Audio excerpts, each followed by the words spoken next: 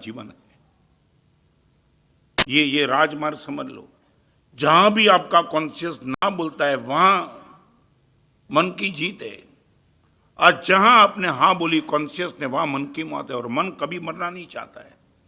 वो जिंदगी भर तक आपको ऐसा रास्ता दिखाते रहेगा, ऐसा रास्ता दिखाते रहेगा, उनका जीवन बना रहे और आप इसमें ही उलझे रहे। आगे चलना चाहता हूं। अभी ऐसा एड्रेस मेरे जीवन में मैंने जो भी एड्रेस चेक किए वो सब प्रेम, प्रसन्नता और पवित्रता, तीन में कभी कॉम्प्रोमाइज करने की बात जिस एड्रेस पे मेरा जीवन था उसने कभी नहीं किया। आज वो हाइट पे मैं बैठा हूं, वो सबसे बड़ी ताकत वो एड्रेस की थी। पहले तो मैं आपको सच बोलो, मुझे जवाब चाहिए, फिर आगे चलना चाहता हूं। ऐसा एड्रेस जीवन में होना चाहिए। आप महसूस कर रहे हो क्या? ऐसा एड्रेस यदि नहीं है तो दिक्कत क्या है? What is the difficulty? Doctor का एड्रेस नहीं मिलेगा तो लगता है कि मौत आएगी। एडवोकेट का एड्रेस नहीं मिलता है, लगता है कि दावा हार जाऊंगा। हजार चीज का आपको पता है कि ये एड्रेस नहीं मिला तो महाराज साहब कहां गुम हो जाऊंगा, पता नहीं चलेगा। जीवन भर तक ये एड्रेस कभी नहीं मिला तो आपको लगता है बड़ी चूक हो जाएगी जीवन की। आपको कभी लगा? यात्रा पे निकल गए ऐसे एड्रेस पाने के लिए, पूरा परिवार छोड़ के निकल गए, मिला नहीं एड्रेस। हिमालय में गए लोग ऐसे एड्रेस पाने के लिए, तुमने देखा होगा। ऐसे किसी व्यक्ति का चरित्र भी तुमने सुना होगा, वो बिल्कुल निकल गया ऐसा एड्रेस ढूंढने के लिए। सफल हुआ निष्फल हुआ फिर अलग बात है, मगर एक बार एड्रेस के लिए उसके मन में भाव तो पैदा हो गया। हम कितने खोखले हो चुके, ये एड्रेस के अंदर में भूख भी नहीं है। आपको मेरी मस्ती दिखती है, मगर मैंने जिस एड्रेस को पसंद किया वो एड्रेस तो आपके आंखों के सामने है नहीं। ये ताकत महाराज साहब कहां से आई? एड्रेस से आई। इसलिए मैंने आपको पहले भी प्रवचन में बताया, आज भी बताऊं, गुरु बहुत मिल सकते हैं, सदगुरु रेयर केस में मिल सकते हैं। एड्रेस वो सदगुरु है, गुरु नहीं है। ऐसा एड्रेस यदि पाना हो, 5 कंडीशन है।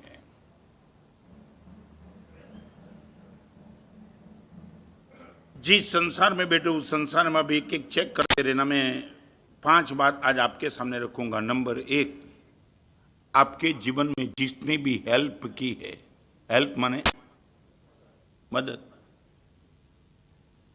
उसको आपने कभी मन दिया कि हृदय दिया?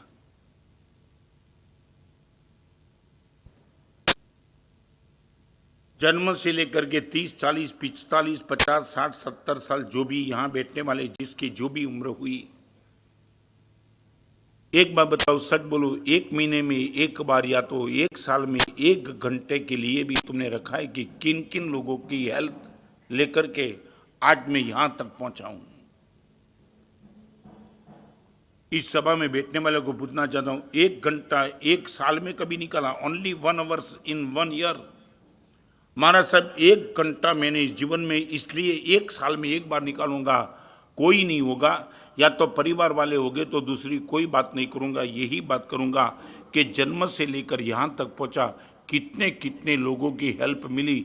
नहीं मिली होती तो मैं निश्चित तौर से यहां नहीं पहुंच पाता। आपको पूछना चाहता हूं, कभी याद किया?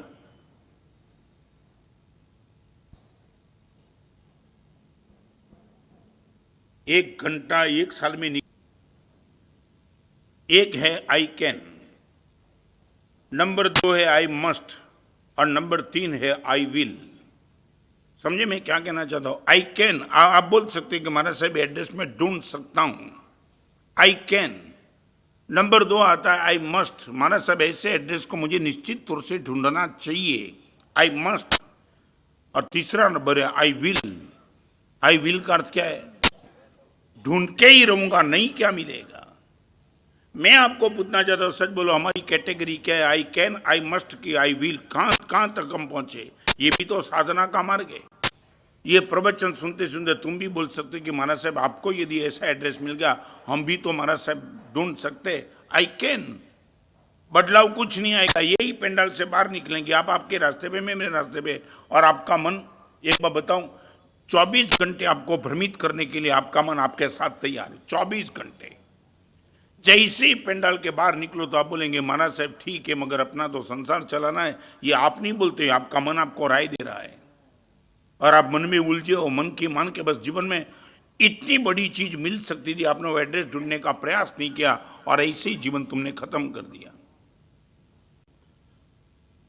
मेरी दीक्षा हुई ना, आई कैन नहीं, आई मस्ट नहीं, आई विल। 16-17 साल की उम्र में कोई परिवार छोड़ने के लिए तैयार होता है। इतना इन्वेस्टमेंट करने के बाद, इनपुट के बाद आउटपुट बेटे से कुछ नहीं मिलेगा, कौन रजा देता है? यदि मैंने भी ये सोचा होता कि मैं दीक्षा ले सकता हूं तो मुझे साधु जीवन नहीं मिलता। मुझे दीक्षा लेनी चाहिए वो सोचता तो भी नहीं मिला, लेके ही रहूंगा ये सोचता ही था, तो निश्चित तौर से मैं आ गया। मैं आपको पूछना चाहता हूं, साधु जीवन तो बहुत बड़ी बात है। ये परिवर्तन प्रवचन माला में आपने अब तक जो भी सुना वो कैन में है, मस्ट में कि विल में है? कहां तक तुमने कहां रखा? आज तक कहां रखा?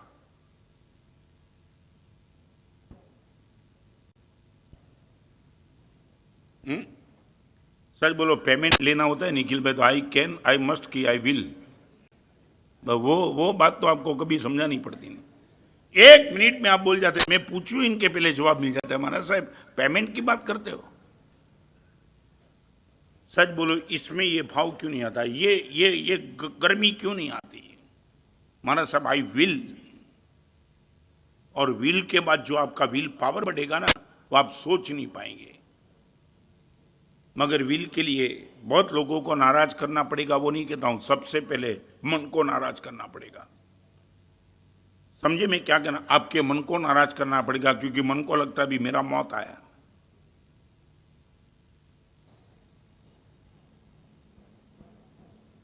एक घंटा 1 साल में निकाला इनके लिए।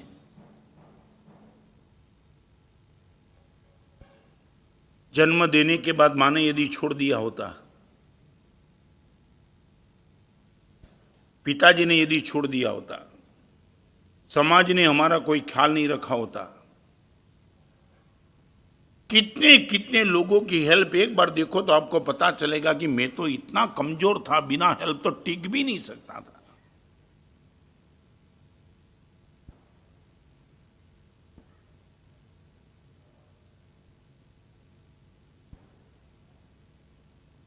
समझ में नहीं आता है। और एक बात बताओ, जन्म से लेकर आज तक हम ज्यादा से ज्यादा मदद लेते ही आए, किया तो बहुत कम, लिया बहुत ज्यादा। मैंने किसको हेल्प की वो प्रश्न नहीं, मगर किसकी हेल्प मैंने नहीं ली है वो प्रश्न है। आपको मालूम नहीं, हमारे वहां एक सूत्र है, पगाम सज्जा, या नॉन जैन भी बेटे, फिर भी मैं उनको कहना चाहता हूं, हमारे वहां जैसे परमात्मा के खिलाफ अंट शंट बोलना वो एक परमात्मा की आसाधना है, परमात्मा के लिए कुछ गलत सोचना वो भी परमात्मा की आसाधना है, ऐसे ही श्रावक और श्राविका के लिए भी गलत सोचना वो भी उनकी आसाधना का पाप हमको लगता है। क्यों? आपका भी जीवन, आपका भी योगदान मेरे संयम जीवन में हेल्प का है। मैं आगे चलना चाहता हूं, इनके पहले पूछना चाहता हूं। और एक दूसरी बात, याद करते हो कि नहीं करते हो छोड़ो, जन्म से लेकर आज जिनकी हेल्प लेकर के आप यहां तक पहुंचे हो, कभी उनको आपने मिल करके आपने कहा कि आपकी हेल्प से मैं यहां तक पहुंचा?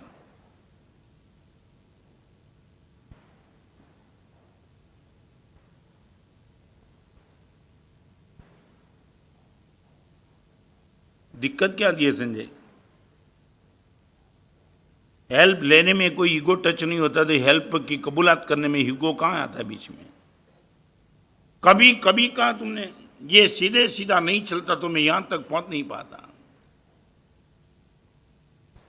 आग लगी और फायर ब्रिगेड आ गई, अपनी हेल्प नहीं होती तो आप जल जाते पूरे।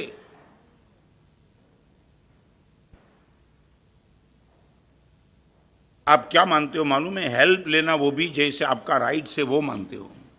मैं जो कहता हूं वो सोच के बोलता हूं। सामने वाला आपके जीवन को बचाने के लिए हेल्प करता है तो आप बोलता है वो तो इनकी ड्यूटी थी, उसमें नया कुछ नहीं किया। ये नहीं मानते हो क्या? आपने फोन किया, फायर ब्रिगेड वाले आ गए तो आपने उनको धन्यवाद नहीं दिया, आ गए, वो चला गया, ठीक है। महाराज साहब हम इनके टैक्स भरते तो वो इनकी जिम्मेदारी है ना, यही बोलने का कभी कभी हृदय में मन होता है कि नहीं?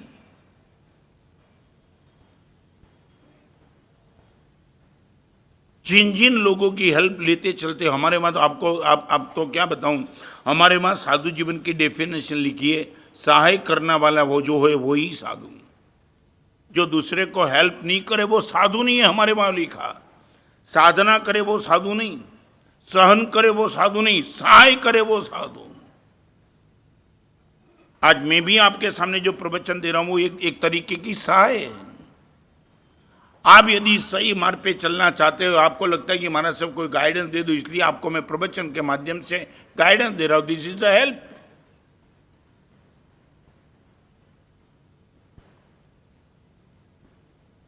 आप एक काम करो, एक दिन तय कर से तो निकल पाए, आज का दिन तय करो, किसी की हेल्प लिए बिना जीवन जीऊंगा नहीं। मर्द के बच्चे हो तो करो नहीं। क्या है, क्या है? हाँ, शाम तक अकेला उपवासी? क्या हुआ? किसी की हेल्प नहीं करना, बस किसी भी हेल्प लेना ही नहीं, इतना तय कर लो। क्या है? क्यों? तो अभी एक काम करो, एक दिन सबकी हेल्प किए बिना नहीं रहना, वो तय कर लो।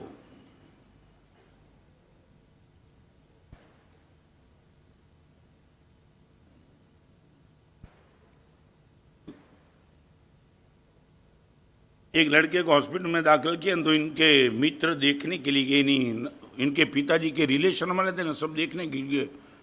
लगा कि ये क्या हो गया, यहां लगा था, यहां लगा था, यहां लगा था, फ्रैक्चर, सब प्लास्टर। तब वो लड़का तो बोल नहीं पाता था, धीरे धीरे बोलने का प्रयास, वो इनके पिताजी को पूछा, आपके बेटे को ये क्या हो गया? तो इसने उसको ही पूछो, पता लग जाएगा। और बेटे को ही पूछा कि तुझे क्या हुआ, एक्सीडेंट हो गया क्या? तो कि नहीं, बिल्कुल नहीं। ऐसा तुझे लगा है कि बिना एक्सीडेंट, ऐसा कभी लगता ही नहीं थे। इतना जो जख्म हुआ है तो लगता है कि निश्चित तौर से एक्सीडेंट हुआ। तो कि नहीं, एक्सीडेंट तो हुआ ही नहीं। तो कैसे हुआ? तो कभी मैं आपको क्या बताऊं, टीचर ने स्कूल में गद्दे पे ऐसे लिखना किया था। क्या की सब्जेक्ट था? गद्दे पे ऐसे लिख दे, और इसमें ये हालत हो गई। उसने बोला गद्दे पे ऐसे लिखने में ये हालत हो ही नहीं सकती। उसने बोला तुम्हें मालूम नहीं होता है, गद्दे पे ऐसे लिखना था, इसलिए मैं तो बाजार से गद्दा ढूंढ के लाया और उन पर मैं ऐसे लिख रहा था। तुम समझे? और ये लात इतनी जोर से ठोकी, एक्सीडेंट हो गया। गद्दे पे ऐसे लिखना, दैट मीन्स गद्दे को खड़ा रख के उन पर ऐसे लिखना था क्या? जब मेरा जीवन, मेरा खुद का जीवन इस अवस्था में भी without help I can't live at all, आपकी क्या ताकत है? मैं बार बार प्रवचन में बोलता, ये मेरे शिष्यों के सपोर्ट नहीं होते तो आज मैं ये साधु जीवन में इतना काम नहीं कर सकता, निश्चित। और वो भी मानते, गुरुदेव आपकी सानिध्य नहीं होता तो हमारा साधु जीवन में नहीं चलता, अरस परस है।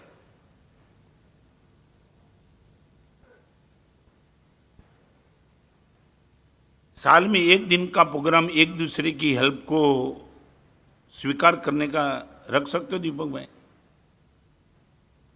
आई कैन, आई मस्ट की आई विल। अब से तो एक प्रयोग शुरू करो। महाराज साहब आज से एक प्रयोग शुरू करेंगे, एक महीने में 1 घंटा ये प्रयोग करेंगे, पूरे परिवार को बिठा करके एक दूसरे की कौन किसकी हेल्प कर रहा है और किन की हेल्प ले रहा है बात करेंगे। हाँ, थोड़ा कंट्रोवर्सी लगेगा, बेटे को भी लगेगा पप्पा का दिमाग बिगड़ गया, क्या हुआ, मगर वो प्रयोग करना। चलो आगे। जो मैं एक बात कह दूं, दुनिया में ऐसा कोई अमीर नहीं है, cream quotation of this lecture, दुनिया में एक भी अमीर ऐसा नहीं है कि जिसको बिना किसी की हेल्प इनका जीवन चल सके। रिपीट, एक अमीर है, आपको आनंद तो आएगा? हाँ, आनंद आएगा। अभी मुझे इतना बताओ, ये बोर्ड लिखने वाले को फोन करके 101 रुपया इनाम दे देंगे?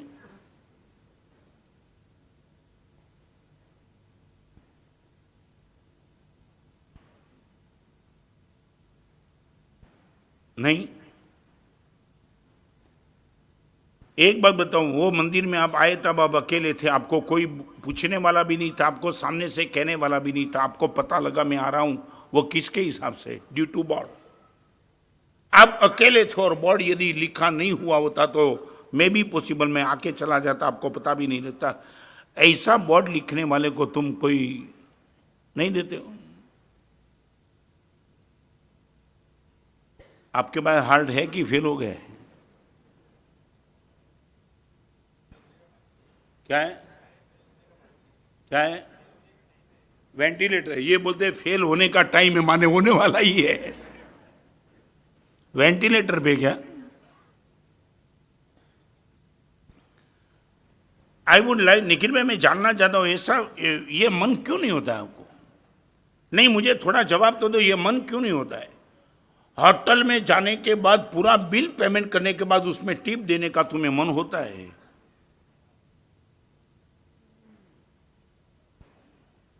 क्या है?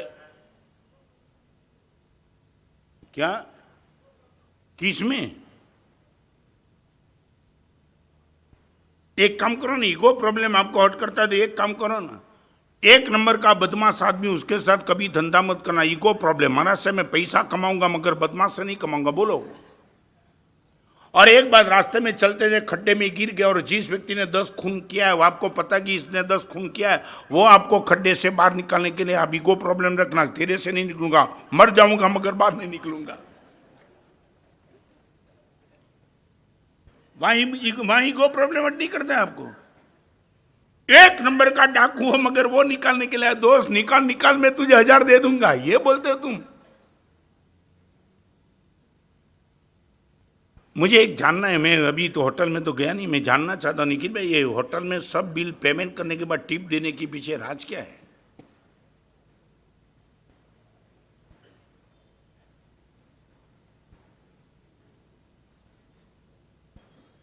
क्या है? तो मैं भी 4 महीने से अच्छी सर्विस दे रहा हूं, मुझे टिप नहीं, पेमेंट भी नहीं दिया अभी तो।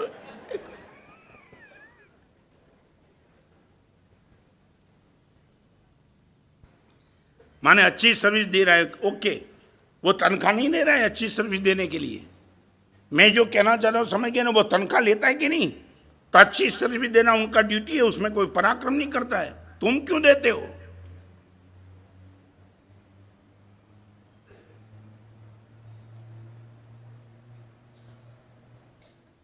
मुझे लगता है तुम्हारे पास अक्ल तो है।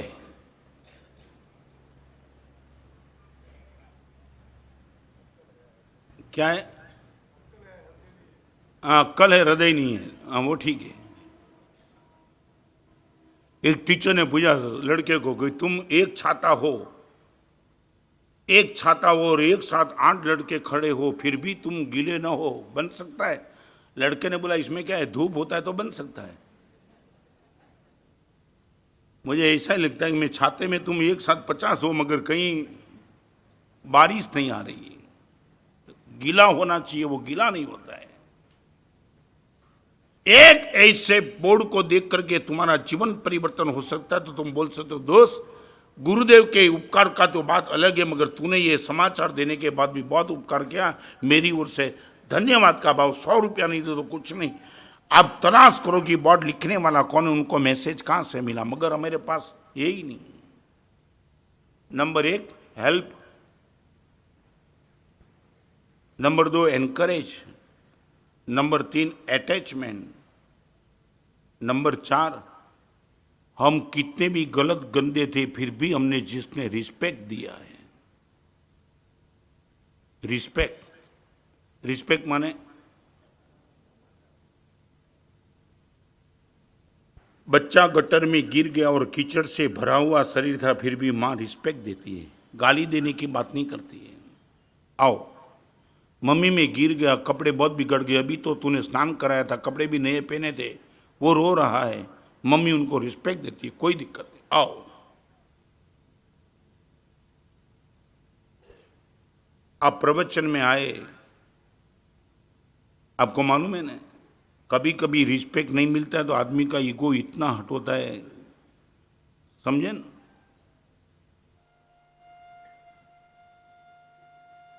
ये पूरा का पूरा माहौल रिस्पेक्ट का है। और मुझे तो कभी आप सबकी मेंटालिटी को देख करके कभी मन हो जाता है, तुम्हारी रिस्पेक्ट की अपेक्षा कहां रहती है? हॉस्पिटल में, हाँ, आप हॉस्पिटल में जाओ, माने डॉक्टर वार्ड बॉय सब हाथ जोड़ के खड़े रहते, आओ आओ, बहुत महंगे मेहमान आए, यूं, हाँ, नहीं। माने हॉस्पिटल में आपकी ये रिस्पेक्ट की अपेक्षा, प्लेन में जाओ तब, हाँ, नहीं, सीधा बैठ जाओ। किसी की अर्थी निकली उन्हें शमशान में जाओ तब। देखो, एक स्मशान यात्रा एक ऐसी चीज है, वहां विलन सब हाजिर, हीरो एब्सेंट, समझे नहीं। और पिक्चर में और शमशान यात्रा में इतना फर्क है, पिक्चर में जो विलन रहता है ना, वो जिंदगी भर तक पिक्चर में काम करे मगर हीरो कभी नहीं बन सकता है। मगर स्मशान यात्रा में जो विलन बन के जाते हैं, उनके जीवन में एक दिन तो हीरो बनने का सद्भाग्य मिलता ही मिलता है। माने स्मशान यात्रा में रिस्पेक्ट की जरूर नहीं, ट्रेन में नहीं, प्लेन में नहीं, हॉस्पिटल में नहीं, धर्म के क्षेत्र में रिस्पेक्ट चाहिए आपको। आपको रिस्पेक्ट सिर्फ धर्म के क्षेत्र में नहीं चाहिए ना, आपको गुरु के पास भी चाहिए। महाराज साहब के पास में गया और मुझे बुलाया नहीं, ये इस सभा में बैठने वालों को मैं एक बात याद कराना चाहता हूं, माली के साथ आपकी नहीं जमे तो बगीचा का दुश्मन कभी मत बनना। समझे मैं क्या कहना चाहता हूं? आपकी माली से नहीं बनती थी ओके, मगर बगीचा के साथ तुमने दुश्मनावट कर दी। मेरी माली से नहीं बनती ओके, मगर माली अपनी जगह पे, पौधा फूल अपनी जगह पे, माली तो आएगा और जाएगा मगर बगीचा तो परमानेंट है। मान लिया कि आपको माली से नहीं जमती है, मगर बगीचा ने क्या अपराध किया? तुमने बगीचा छोड़ दिया। और एक बात बताना चाहता हूं, बगीचा छोड़ने से पौधे को, फूल को, फल को किसी को नुकसान नहीं है, बगीचे छोड़ने वाले को नुकसान है। सारी दुनिया मुफ्त में सुवास ले रही थी और तुमने एक माली के हिसाब से बगीचे में आने का पेंडिंग रख करके तुमने खुद को नुकसान कर दिया। मैं मेरे गुरुदेव के पास जाता था, रिस्पेक्ट की अपेक्षा करता था, मैं शिष्य था, रिस्पेक्ट कहां? कभी कभी जिंदगी में ऐसा मौका मिला कि गुरुदेव के पास 2-3 घंटा बैठा, फिर भी गुरुदेव ने आंखों से देखा भी नहीं है। नहीं, वह आपकी मर्जी की बात है, मुझे देखना, मुझे आना है, आपका रिस्पेक्ट मुझे रखना है, मेरा रिस्पेक्ट आपको नहीं रखना है। कई लोगों को अन्न की भूख होती है, कई लोगों को पैसे की भूख होती है, कई लोगों को आदर की भूख होती है। आदर,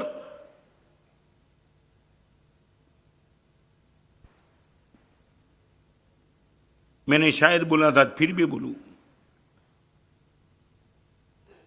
आदर क्या काम कर सकता है? रिस्पेक्ट। वाकानन में उपदान तप की आराधना चल रही थी, एक लड़का, शायद मैंने रामदास पेट में दृष्टांत दिया था, फिर भी रिपीट करना चाहता हूं क्योंकि यह प्रसंग ऐसा है। एक लड़का रोज रात को मेरे पास आया, मैं रिस्पेक्ट देता था, जानता था। कई लोगों ने मुझे बताया, महाराज साहब ये गांव का 1 नंबर का गया हुआ आदमी है। बोला चिंता मत करें, संभाल लूंगा। और जब मेरे पास आ जाए प्रतिक्रमण के बाद आकर के दीपक भाई बैठे, पैर पर स्पर्श करके दबा दे और 5 ही मिनट में बाहर चला जाए। पहले दिन तो मैं समझ नहीं पाया, मैं उधर जाता है, नहीं महाराज साहब अभी आया। 5 मिनट के बाद गया, फिर आया, फिर 10 मिनट गई, फिर आया। 1 घंटे में करीबन 6-7 बार जाने का होता था। उनको पूछा नहीं, मगर एक दिन पैर के पास दो लोग बैठे थे, वो सर के पास बैठा, तब पता चल गया कि बार बार ये खड़ा क्यों होता था, क्योंकि he was the chain smoker. उनके मुंह में से सिगरेट की बास आ रही थी और कुछ नहीं बोला। 47 दिन तक उपदान चला, वो रोज आते रहा। और उनको भी, निखिल भाई, उनको थोड़ी बेचैनी हो गई कि महाराज साहब कुछ समझते कि नहीं समझते। कभी पूछते ही नहीं कि तू बार बार क्यों बाहर जाता है। नहीं, मेरे मन में कोई नहीं था, वो मेरे मन में था, मगर मैं समझता था कि राइट टाइम जब तक नहीं आया तब तक बोलने में मजा नहीं। और उपदान की माला पूरी हो गई, विहार तय हुआ, और वो लड़के ने बोला कि महाराज साहब घर पे आ सकेंगे। यही समय की मैं राह देखता था। मैं बुलाता हूं। आने के बाद घर पे गया, मंगलिक सुनाया, वास्केप डाल दिया। निखिल भाई अभी वो हैरान है, उसको लगा कि महाराज साहब कोई बोलते ही नहीं और नॉर्मल बात करते, सब रिस्पेक्ट देते जब भी आता हूँ तब। और उसने बोला महाराज साहब आपको कोई ख्याल है कि नहीं। बोला क्या ख्याल। मैं कौन हूँ। मैं कौन हूँ माने आदमी है। महाराज साहब आप भी मजाक कर रहे हो, आप बोलो ना महाराज साहब आपको पता है कि नहीं। मैं बोला कौन सा पता।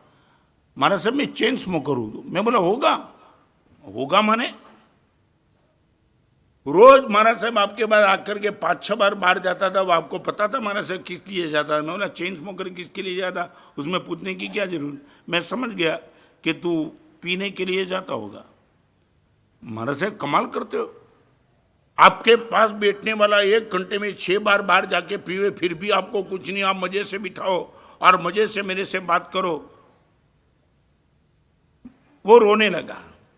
तो मैंने उनको पूछा तू रोता क्यों है। महाराज साहब एक बात समझ में नहीं आती है, आपको मैं पहली बार बताऊं, मैं रोज की 100 सिगरेट पीता हूं पर डे, फिर भी आप महाराज साहब ये जानने के बावजूद भी आप मेरा रिस्पेक्ट कर रहे थे, मुझे प्रेम दे रहे थे, समझ में नहीं आता है क्यों। मैंने बोला देख, वांकानेर में चेन स्मोकर तो बहुत हो गए, मगर चेन स्मोकर होने के बाद भी मेरे पास आने वाला तू अकेला पहला था। आप क्या मानते हो। इनकी आंख में आंसू आ गए, तार तार रोने लगा, पैर पकड़ के रोने लगा। महाराज साहब मेरा बाप, मेरी पत्नी, मेरी मां, मेरा बेटा भी ये प्रेम नहीं दे सकता, वो प्रेम जानने के बाद आपने दिया। एक काम करो, आप वांकानेर छोड़ रहे हो, जिंदगी भर के लिए सिगरेट मैं छोड़ रहा हूं, मुझे नियम दे दो। आज वो लड़के का जब भी पत्र आता है तब एक शब्द लिखता है, उम्र कैद से, उम्र जीवन भर की कैद से महाराज साहब आपने मुझे छोड़ा दिया, जिंदगी में ये नहीं भूलूंगा। ये रिस्पेक्ट मेरे जैसे चेन स्मोकर को देते हम। कभी हृदय दिया वहां, सारी दुनिया में तुम्हें बुलाने वाले कोई नहीं, और ये चीज यहां तुम्हें ये स्थान मिला, मुझे बुलाना चाहिए। एक मेरे जैसे चेन स्मोकर को देते हम। कभी हृदय दिया वहां, सारी दुनिया में तुम्हें बुलाने वाले कोई नहीं, और ये चीज यहां तुम्हें ये स्थान मिला, मुझे बुलाना चाहिए।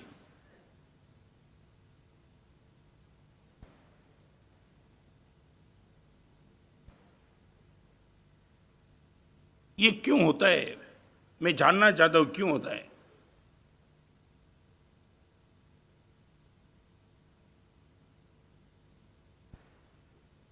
जहां मेरे जीवन को मुझे संभालना है, संवारना है, मैं मरीज होकर के हॉस्पिटल में जाता हूं तो रिस्पेक्ट की अपेक्षा नहीं रखता हूं, तो यहां तो दूषित हूं, जाता हूं तो रिस्पेक्ट की अपेक्षा का। एक छोटा सा प्रश्न पूछूं, आप प्रवचन में आते हो, आपकी उदारता है कि मैं आपको आने देता हूं, ये मेरी उदारता है।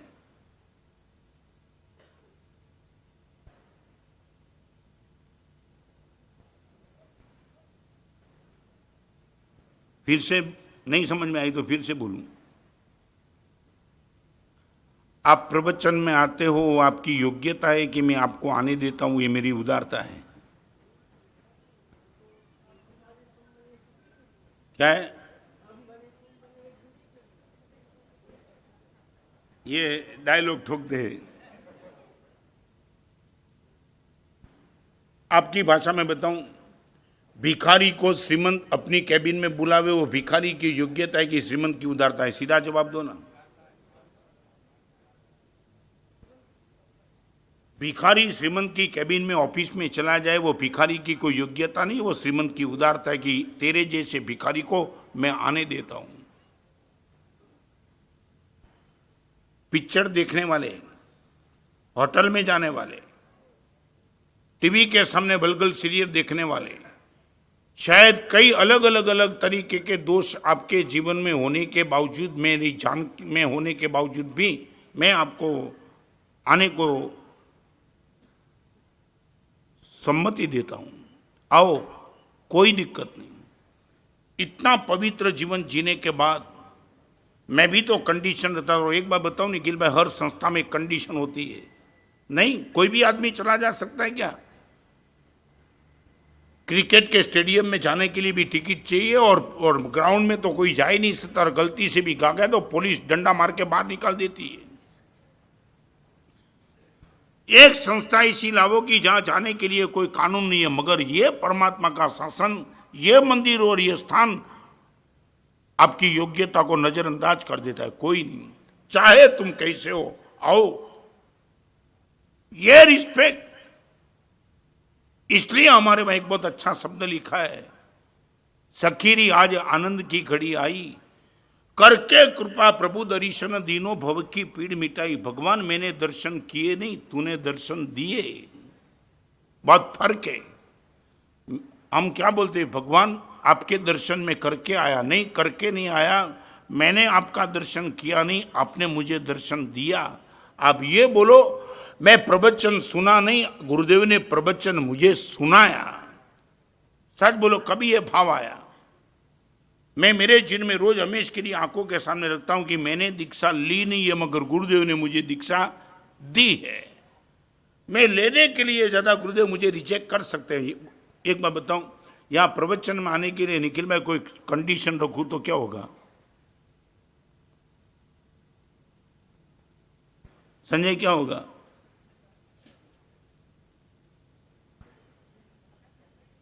हाँ, संख्या कम हो जाएगी। अभी तुम्हारे पास थोड़ा दिमाग कम हो गया। बाकी ये प्रश्न का जवाब देने के पहले आपको सही यदि बुद्धि होती तो आप पहले पूछते, माना से पहले कंडीशन दिखाओ। तुम तो बिना कंडीशन बोल दिए कि संख्या कम हो जाएगी, मगर कंडीशन तो सुनो। सच बोलो, मैं कंडीशन यहाँ रखी होती कि जो भी प्रवचन में आएगा उनको सकल जैन समाज की ओर से 100 रुपया देने का पक्का है, 100 लेना है, उनको ही आना है। आएंगे कि नहीं आएंगे? संख्या कम हो जाएगी, हाउसफुल हो जाएगी। क्या है? नहीं, कंडीशन, कभी कभी ये भी तो कंडीशन होती है ना, ये खाना ही पड़ेगा। हाँ, आपको मालूम, ये तकलीफ हो जाती है कभी कभी। माने है ना, सब सुनने के पहले एक दोपहर को 12 बजे ना आदमी जा रहा था ऑफिस पे, और ऐसा छींक आई। छींक ही बोलते, हिंदी में क्या बोलते?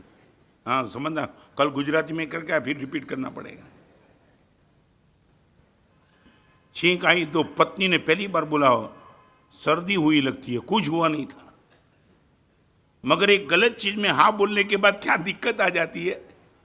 और जैसे ही उसने बोल दिया कि देखो सर्दी हुई लगती है, आप जाते हो तो पहले जाओ, इनके पहले मैं आपके लिए चाय बना देती हूं।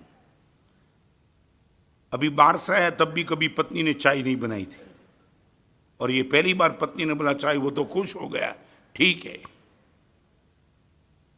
चाय बनाने के बाद उसने बोला कि चाय भी ऐसी नहीं, इलायची सब डाल देती हूँ, गरम गरम चाय मसाला वाली, एकदम कड़क, ताकि आपका मन प्रसन्न हो जाए। सर्दी का है। वहां तक भी उसको लगा ठीक है। एक कप पिया, फिर दूसरा दिया पीने के लिए। उसने बोला कमाल, दूसरा कप बहुत जम के पिया, उसमें ऐसा हुआ सर्दी आई। फिर से छींक आई। जैसे छींक आई तो पत्नी ने बोला कि सर्दी ज्यादा लगती है, आपको बाम लगा देती हूं। निखिल भाई 9 तपा चल रहा था।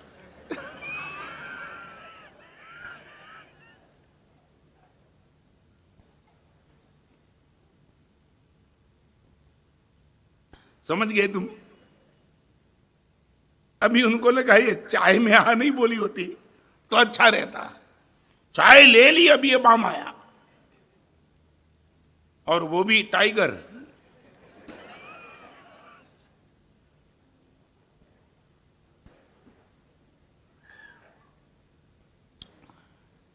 बराबर टाइगर बाम ये छाती में लगा दिया, अभी वो मर रहा है बेचारा।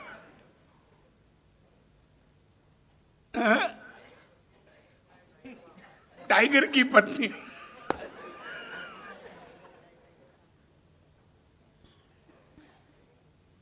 जो नव तपा होता है वो भी टाइगर की गर्मी, और बाम भी टाइगर का, और वो बेचारा मर रहा है, उसको लगा कि अभी तो अटैक आ जाएगा, और ये गर्मी और इसमें बेचारे को और 2 छींक आ गई।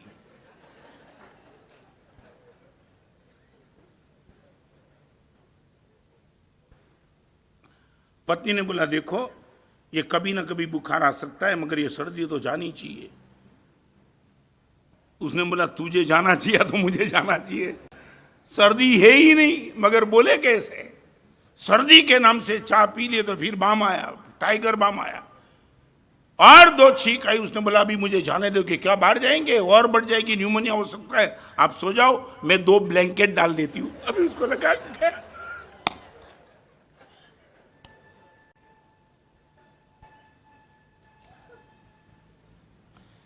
बस ऐसा ही तुम्हारा संसार चला है।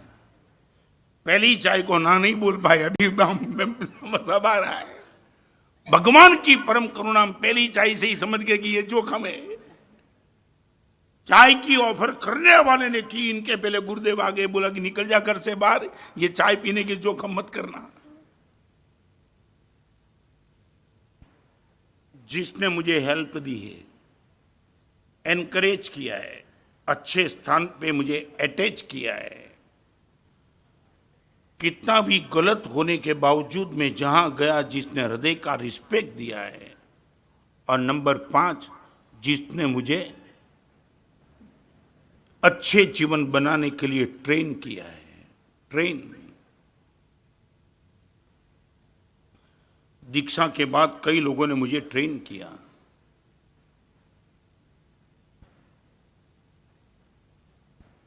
क्रिकेट की दुनिया में जाने वाले को कोच ट्रेन करता है, ऐसा नहीं। गेंद ऐसी पकड़नी है, बैट क्रीज पर ऐसा रखना है, जिनको ट्रेनर बोलते हैं। कोई भी क्रिकेट में आने वाला विदाउट ट्रेनर वो सच ताकत ही नहीं रखता है। ट्रेन तो करना ही पड़ता है, बार बार गलती होती रहती है। आपको मैं पूछना चाहता हूं, ये 5 चीज आपके जीवन में, मेरे जीवन में तो 100% मैंने अनुभव किया, आपके जीवन में नहीं। मान लो आप धर्मी नहीं हो, मगर जहां भी बैठे हो वहां 5 कंडीशन में आपकी गुजरे नहीं, और दूसरे के सपोर्ट के बिना ये होता ही नहीं।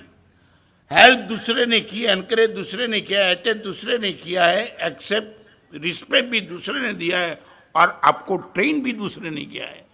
साइकिल चलाते चलाते गिर गए, वहां भी किसी ने ट्रेन किया कि ऐसा नहीं करना, ऐसा करना।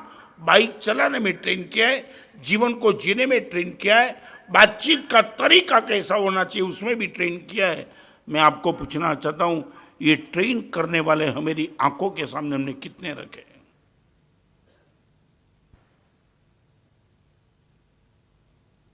पढ़ने में बहुत कमजोर था मैं खुद, क्या हौसला बढ़ा के गुरुदेव ने ट्रेन किया, रत्न ऐसा नहीं ऐसा पढ़ना चाहिए। आज आपके सामने प्रवचन दे रहा हूं निखिल भाई, गुरुदेव ने बाजू में बैठ करके प्रवचन कराए, मेरे सामने बैठे थे वो, और बाजू में मुझे बैठाते थे, कर प्रवचन। मैं खुद, क्या हौसला बढ़ा के गुरुदेव ने ट्रेन किया, रत्न ऐसा नहीं ऐसा पढ़ना चाहिए। आज आपके सामने प्रवचन दे रहा हूं निखिल भाई, गुरुदेव ने बाजू में बैठ करके प्रवचन कराए, मेरे सामने बैठे थे वो, और बाजू में मुझे बैठाते थे, कर प्रवचन। शुरुआत के दिन में ऐसा हो जाता था, गुरुदेव आप बैठते हो ना प्रवचन में नहीं कर नहीं पाता हूं, डरता हूं। डर भले रहे मगर मेरे बाजू में मेरे साथ ही तुझे करना है। ये प्रवचन करते करते तू चूकता कहीं, ये कैसे डिलीवरी करनी चाहिए, क्या एग्जाम्पल कैसा देना चाहिए, उनके बाद क्या आना चाहिए, गुरुदेव ने मुझे ट्रेन किया है। आज मैं उनको भूल जाऊं? ये ताकत यहां तक मैं पहुंचा दो, कितना ट्रेन कितने लोगों ने किया है। माँ ने चलने को सिखाया, बाप ने बिजनेस में जाने के लिए सिखाया, टीचर ने स्कूल में ट्रेन किया, हौसला बढ़ाया। हार्ट बीट्स, हमारा हृदय चलता है, इनकी यही परीक्षा है। और मैं आपको एक बात कहना चाहता हूं, ये 5 चीज आपको मिले, उनको निश्चित तौर से हृदय दे देना, उसमें कोई आर्ग्यूमेंट मत करना। हमारे वहां जिन शासन में एक आचार्य भगवान हो गए, कलापूर्ण सूरी महाराज, एक क्रीम कोटेशन आपने मुझे सुनाया था, रत्न सुंदर महाराज, हम जीते नहीं है, सारे जगत के जीव सहयोग देकर के हमको जिंदा रखते हैं, हमारा जीवन अपना नहीं है। सारे जगत के जीवों का सपोर्ट यदि हमें नहीं होता तो हम जी ही नहीं सकते। जीवन हमारा, मगर सहयोग अनेक का। तो जिनके एक बात छोटी सी बताऊं, सच बोले, इस पाठ पे मैं बैठ के प्रवचन करता हूं ना, तो आने के पहले यदि पाठ ही सड़ी हुई हो, मैं नहीं बैठ पाता ना। प्रवचन भले मैं करता हूं, मगर इनका सपोर्ट नहीं होता तो मेरा प्रवचन मैं नहीं कर सकता था। जीवन आपका चलता है, मगर कितने जीवों का सपोर्ट लेकर के आपका जीवन चलता है। ये सड़ी हुई पाठ पर मैं बैठूं तो हो सकता है कि मेरा भी कुछ एक्सीडेंट हो जाए। तो जिनके सहयोग से आपका जीवन चलता है उनकी उपेक्षा करो, मे भी पॉसिबल आपका जीवन भी डिस्टर्ब हो सकता है।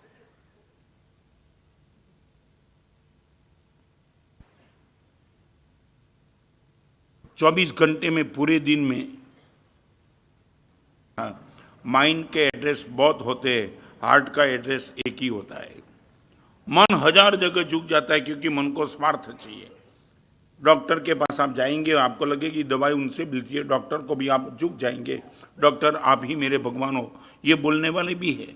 डॉक्टर को भी भगवान बोलने वाले, कोई विरोध नहीं है, वो आपके मन की बात है, मगर हृदय वो एक ही है। और इसलिए वो हमेशा एक ही एड्रेस चाहता है कि जिनके चरण में मेरा पूरा जीवन। एक छोटा सा प्रश्न निखिल भाई पूछना चाहता हूँ, ऐसी व्यक्ति का एड्रेस आपको मिल गया है, या तो ऐसी व्यक्ति के एड्रेस के लिए आपने कभी प्रयास किया? संपत्ति कहाँ मिलेगी वो प्रयास किया, सत्ता कहाँ मिलेगी वो प्रयास किया, सामग्री कहाँ मिलेगी वो सब प्रयास किए। वो एड्रेस को लेकर के आप चले गए, बाहर कहाँ मिलेगा, एडवोकेट कहाँ मिलेगा, रोग आया तो पूछा डॉक्टर कहाँ मिलेगा, और किसी ने बता दिया 10 किलोमीटर दूर। 100 किलोमीटर दूर भी हम जाने के लिए तैयार थे, क्योंकि शरीर का स्वास्थ्य चाहिए। एक दो प्रश्न पूछना चाहता हूँ, ऐसा एड्रेस जीवन में मिल गया, या तो नहीं मिला, तो ऐसे एड्रेस को ढूंढने का प्रयास किया आज तक?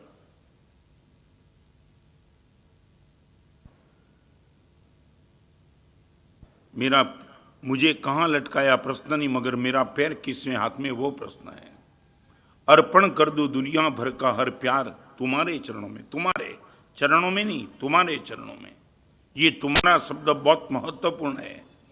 तो ऐसा एड्रेस पाने के लिए एक बात आपको बताना चाहता हूँ, ये पक्का कर लेना। ऐसा एड्रेस ढूंढने के पहले मैं आपको एक कंडीशन बताना चाहता हूँ। आपकी पवित्रता, आपकी प्रसन्नता और आपका प्रेम, ये 3 चीज बढ़ाने की बात करें, उनको छोड़ के किसी का एड्रेस पकड़ना नहीं। आपकी पवित्रता को कोई सुरक्षित कर सके, आपकी प्रसन्नता को गारंटी दे सकते कि किसी भी परिस्थिति में तेरी प्रसन्नता कैसी बनी रहे, वो प्रयास मैं करते रहूंगा। आपकी पवित्रता, आपकी प्रसन्नता और आपके प्रेम, इनको बढ़ाने की बात करें, उनको छोड़ के हृदय का एड्रेस कोई नहीं होना चाहिए। क्या लगता है? प्रेम, पवित्रता और प्रसन्नता, ये एड्रेस की पहचान है। किसी भी एड्रेस पे तुम्हें गए और लगा कि यहां 3 में से 1 में कमी है, वो एड्रेस 1 मिनट में छोड़ देना। दुनिया का एड्रेस शायद आपको संपत्ति से दुखी करेगा, ये एड्रेस आपको सद्गुण से खत्म कर देगा। यदि गलत एड्रेस पे तुमने हृदय दे दिया, सद्गुण, समाधि सब तुम्हारी डैमेज हो जाएगी। दीपक भाई, ऐसा एड्रेस पसंद कर लिया?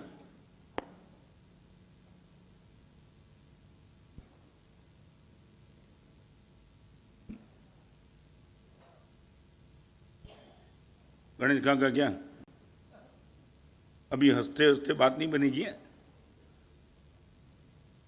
पहले तो ये पूछूं, सच बोलो, ऐसा एड्रेस होना चाहिए महसूस है आपको? लाखों लोगों को तो जीवन ऐसा ही चला जाता, वैसे एड्रेस होना चाहिए, वो भी उसके दिमाग में आज तक कभी बात बनी नहीं। एक ऐसा एड्रेस होना चाहिए, उनके मन में ही नहीं है।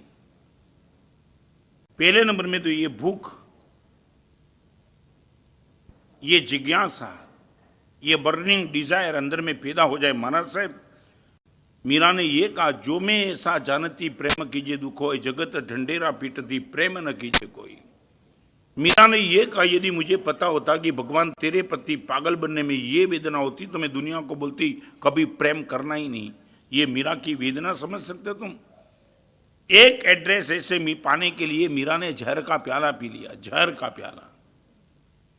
ये तू अच्छे घराने की स्त्री, तू बाजार में घूमती है नाचती है, ये नहीं जमेगा। ये जहर का प्याला पीने के लिए तो ये एड्रेस मिल गया। ये मिला है वो एड्रेस को बचाने के लिए, टिकाने के लिए, उसको जीवन में प्रतिष्ठित करने के लिए कहां तक जहर का प्याला पी सकती है? तीन चीज समझ लो।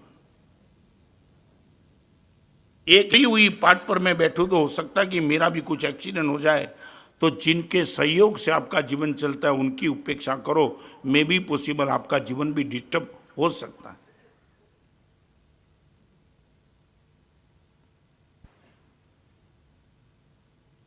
चौबीस घंटे में, पूरे दिन में आपकी आंखों के सामने जो भी चेहरे आते उसमें ये 5 सब्जेक्ट वाले चेहरे कितने आते हैं?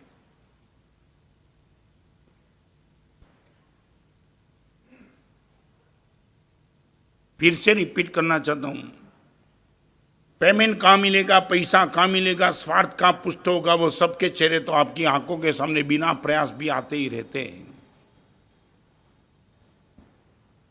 2 मिनट के लिए मैं तो एक प्रयोग देना चाहता हूं। आज एक दिन का प्रयोग आप करो, एक दिन के लिए। माना साहब, आज रात को सोने के पहले सिर्फ 5 minute help, encouragement, attach, respect और ट्रेन। हार्ट का स्पेलिंग क्या होता है? HEART। ये हार्ट के स्पेलिंग के 5 अक्षर पर ही तो पूरा प्रवचन चला। H माने हेल्प, E माने एनकरेज, A माने अटैच, R माने रिस्पेक्ट, T माने ट्रेन। ऐसा जिनका योगदान रहा, हम तो 24 घंटे में भूलते ही नहीं है, तो याद करने का प्रश्न कहां है? जब भी 2 मिनट के लिए बैठे, मैं कोई पराक्रम नहीं कर रहा हूं, मगर जीवन का एक राज बताना चाहता हूं कि आपको मालूम होगा, मैं हर प्रवचन में आने के पहले मैं आसन पे खड़े होकर के मेरे गुरुदेव और मेरे प्र गुरुदेव, दादा गुरुदेव देव भुवन भानु सिंह और देव सुंदर महाराज, इनके फोटो को नमस्कार किए बिना यहां आज तक कभी प्रवचन नहीं किया। जब वो दिखाई पड़ता है तब बिल्कुल 1 मिनट में ख्याल आता है, आपकी ही करुणा से यहां तक पहुंच पाया हूं।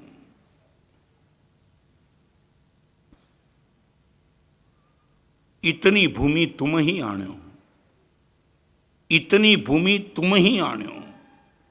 यहां तक भगवान में आपकी ही कृपा से पहुंचा हूं, मैं अपने आप से नहीं पहुंच पाता। जिस दिन इस सभा में बैठने वाले को ये बात बैठेगी, 120 दिन से अलग अलग एंगल से प्रवचन की माला, ये परिवर्तन प्रवचन माला चली। कितनी छोटी चीज को समझाने के लिए, आपके दिमाग में बिठाने के लिए अलग अलग रास्ते से ये प्रयास मैं कर रहा हूं। 2 दिसंबर को शायद नागपुर ने कभी एक साथ जो प्रसंग नहीं देखा होगा, वो प्रसंग आपकी आंखों को धन्य करने वाला, आपके हृदय को गिला कर देने वाले, आपके मन को आश्चर्यचकित कर देने वाला एक भव्य दीक्षा प्रसंग। 3 बहन और 1 लड़का एक साथ आपके संसार में बैठने वाली 4 आत्मा इस जीवन में प्रवेश करते हैं। क्या वो प्रवेश क्या हो सकता है? सुविधापूर्ण जीवन को छोड़ करके असुविधापूर्ण जीवन में प्रवेश करने में ये आनंद हो सकता है, ये पागलपन, ये उत्साह। आपको लगेगा कि ये प्रसंग देखने के बाद हमारी आंख माना साहब धन्य हो गई। आपको कहीं भी बाहर जाने का प्रोग्राम हो, मेरी आपसे अंतर की विनंती है, 31 तारीख, पहली तारीख, 31 नवंबर, 30 नवंबर, 1 दिसंबर, 2 दिसंबर और 3 दिसंबर, ये 4 दिन का प्रोग्राम आप कहीं भी जाने का हो तो अब से पेंडिंग कर देना। आपको लगेगा जीवन में बहुत बड़ा चूक गया। ऐसा एक अद्भुत माहौल रिपीट करना चाहो तो भी रिपीट नहीं हो सकता। ऐसा भव्यतम माहौल आपको देखने को मिलेगा। और ये नागपुर श्री संघ का एक प्रचंड पुण्य कि 2-3 दिसंबर के बाद 10 दिसंबर से एक लेंथ पे जाने वाली एक उत्कृष्ट कोटि की साधना, जिनको जिन शासन में उपदान तब कहा जाता है, यहां बैठने वाले भाई और बहनों को मैं कहता हूं, उसकी नाम है मन का जीवन है। कई लोगों के लिए तुमने बहुत कुछ समय दिए, मगर अपने लिए यदि समय देना चाहते हो, 47 डेज यदि आपको ज़्यादा लगता है तो 18 डेज एक बिगिनिंग, 18 दिन का एक प्रोग्राम, एक बार 24 घंटे साथ में रहना है और साधना करनी है। आपकी सुविधा हो एक बार उसमें भी प्रवेश करो। वो 10 दिसंबर से साधना शुरू होगी और वो साधना की समाप्ति 27 जनवरी के दिन होगी। मैं निखिल भाई को कल ही बोला था, यहाँ संघ को शायद 46 साल के दीक्षा जीवन में पहली बार ऐसा हुआ है कि 8-8 महीना कोई एक जगह पे रह चुका हूं। क्या है? हाँ, निश्चित सकल संघ का भी एक प्रचंड पुण्य है और मुझे भी आनंद है। एक ग्राउंड हमारा तैयार हो चुका है, तो प्रवचन का एक सब्जेक्ट भी उठ के ऊपर लेने का मन होता है कि बहुत ग्राउंड बन चुका, अभी आगे ले जाऊं आपको। और वो 47 दिवस में न मालूम माँ सरस्वती की कृपा से मुंह से क्या निकलेगा, मगर आपको निश्चित तौर से इस सब में आना है। 30, पहली, दूसरी और तीसरी 4 दिन और 10 दिसंबर और अगले रविवार को एक विशेष तौर पे स्पेशल प्रवचन ब्रेन बैलेंस,